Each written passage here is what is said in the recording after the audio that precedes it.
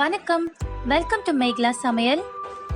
இன்னைக்கு நம்ம வீடியோல ரொம்பவே ஹெல்த்தியான கவுனி அரிசி புட்டு எப்படி செய்யறதுன்னு பார்க்கலாம். இதுக்கு முதல்ல 1 கப் கவுனி அரிசி எடுத்துக்கோங்க. இது சில பேர் புட்டு அரிசின்னு சொல்லுவாங்க. இதை ஃபர்ஸ்ட் ஒரு வாட்டி தண்ணியில கழுவிட்டு அப்புறம் ஊற வைக்கிறதுக்காக 3 கப் தண்ணி ஊற்றிக்கோங்க.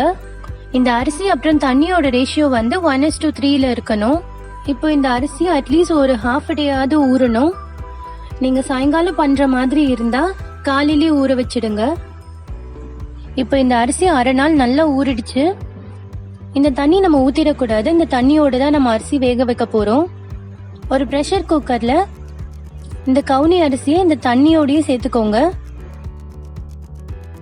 அது கூட ஒரு சிட்டிகை உப்பு சேர்த்துட்டு அரிசி நல்லா வேகிற அளவுக்கு குக்கர்ல வேக வச்சு எடுத்துக்கோங்க. எனக்கு இதுக்கு 6 விசில் ஆச்சு. உங்களோட குக்கருக்கு ஏத்த மாதிரி வேக வச்சு எடுத்துக்கோங்க. இப்ப அரிசி நல்லா வெந்துடுச்சு. இப்ப இத ஒரு வாட்டி நல்லா மிக்ஸ் பண்ணிட்டு ஒரு பவுல்ல மாத்திட்டு டேஸ்டுக்காக மேல துருவின தேங்காய் போட்டுக்கோங்க.